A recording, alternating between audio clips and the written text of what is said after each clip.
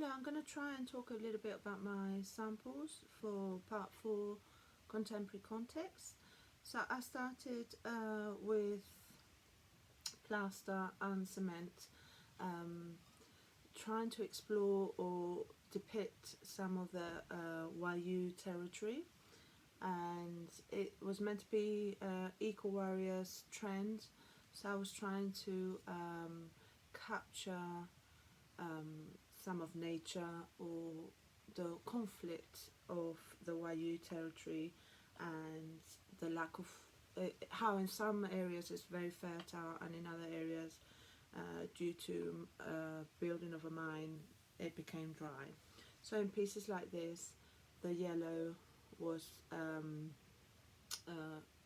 inspired by the Wayuu women's veils, and this is meant to be like depicting mountains, and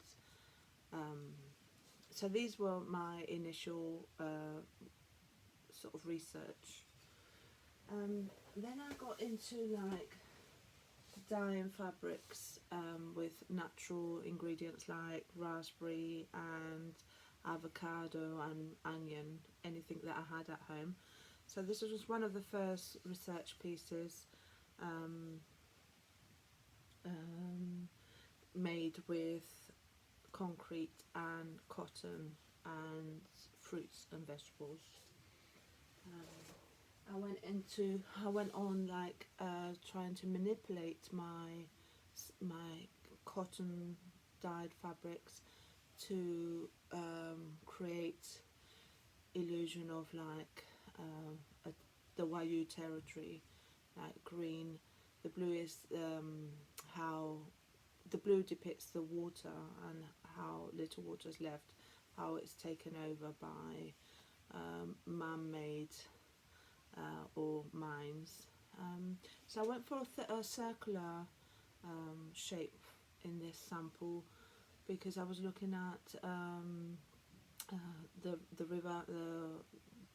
river Five Colours, and how it had like almost like rock pools in the shape, it's circle shape, so that's where this circle shape comes from.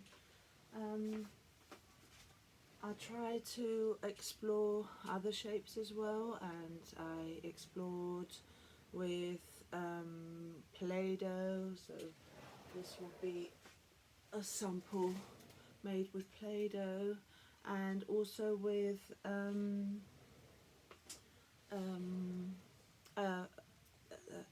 a rubber mats and a glue gun. So this will be with a glue gun. It gave me a thinner, much thinner sample. Yeah. I then explored other materials like rubber and copper, and these are my little cotton samples, and even synthetic fabrics, just to explore colour and texture, again to depict the river five colours. Also like a little bit of threading hanging, almost like algae. Yeah, so that's that one. I then explored texture. This was more like inspired by the mine and how the black and the heaviness, and this was purely, well, at first accidental, because I had a piece of fabric that I had manipulated and I put it on top and it didn't quite stick, so I peeled it off and voila, I got this nice texture. And I explored fabrics. This is like the netting for lemons. So I also explored bigger scale. So as you can see, this is much bigger, and this is concrete. I did try dyeing the concrete, and in this case it didn't quite work, but I carried on investigating. And this was exploring sips purely for their colours, and also I like the idea of the sips opening up like rivers. So this was a slightly different concept, but it's also not as thick and not as heavy as it usually would have been if I had used a casting mould. I also explored embroidery on my concrete and my prints of my interpretation of Wayuu disappearing faces based on a culture disappearing due to a coal mine. There's a little bit of plastic melted and lace melted and wire. I don't know if you can see. Yeah. So I used colour to sort of as an accent colour. Then I went into more organic because I thought, well, you know, it's meant to be eco warrior, so do I use more natural ingredients? And here's where I also started to explore colour within concrete and thread, and using thread. So that's that one. I used also, this was like the water, so I used plastic, how there's little water, and this is like the mountains and the dryness. So I got the colours of an arid area with this one, and yeah, explored with shape as well. And then I went on to more sips, but this time gathering them, and also trying to depict the map of South America. This is also in a circular shape. I also have this other one. This is one of the, I did this one before the other one, and it's actually heavier. This is proper concrete and it's thicker, so it's very heavy. The sips, I let them hang as if to say that the river has got no boundary, that nature shouldn't have any boundaries. And then I have this little not so smooth where I created a bit of texture. That again was accidental because that piece broke, so I tried to fix it, and instead of doing it the right way around, I did it the other way around, so that's how I've come up with that texture. So actually, if I wanted to develop other samples, then I could remember to do things like that, be more explorative.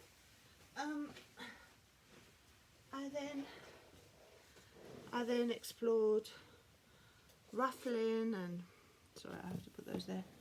Ruffling and folding my little fabrics, eco fabrics, or hand dyed, and almost like little parcels.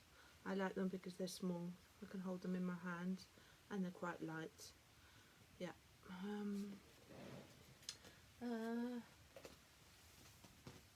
Yes. There's more embroidery here, and this feels so where the embroidery is quite soft, but then the paper has become almost like paper mache, so it means that I could embroider before encapsulating. Yeah.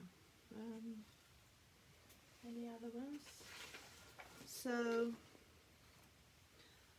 those are the techniques. So the technique is basically very similar to part 3, except that with in this, I've had to think and draw out what I was going to do, whether I was going to ruffle the fabrics or whether I was going to dye them and just have them plain. So basically it was treating the fabric first, or in this case with the sips, ruffling them and sort of organising the sips before I encapsulated. So It's got a bit of fabric manipulation, and then whether it was in most of these cases I've used either Play-Doh to create my own molds, or the mat and the glue gun, and then in others like it's the ruffling again, the burning. So that's the techniques used, and then some of them it's obviously my mono printing, and then a bit of embroidery to then encapsulate them. I mean, some of the things I had to learn how to preserve my drawings, because at the beginning I was just encapsulating them and I was losing all the marks, the interesting marks. So I learned that, well, to use things like foil or plastics and then peeling them off after. The scale, I think you've been. I think I've demonstrated how I've gone from smaller to medium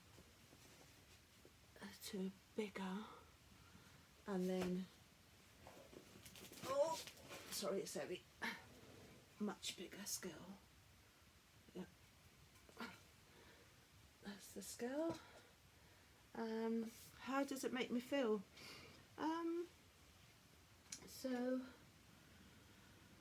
I feel that I've been trying to depict a territory that I've never seen, but I've been trying to do it through my visual research, and I think some of it's quite successful. I think I quite like that little tiny one, how that could depict a more fertile area of the Wayuu territory in Colombia.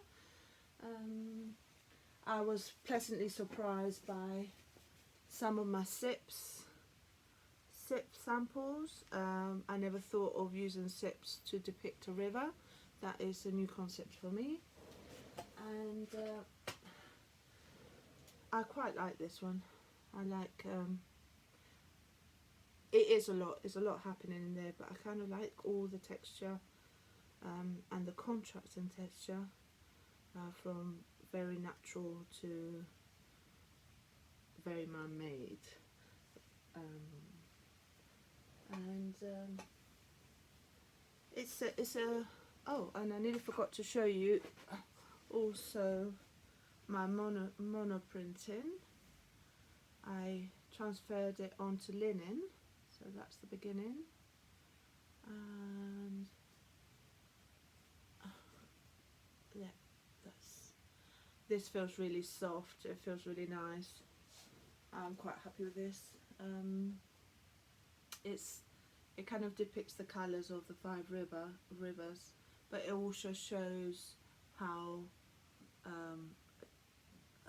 the Wayuu tribe is very rapidly disappearing because of man-made, and yeah, it's like an ecological fight. Okay, thank you.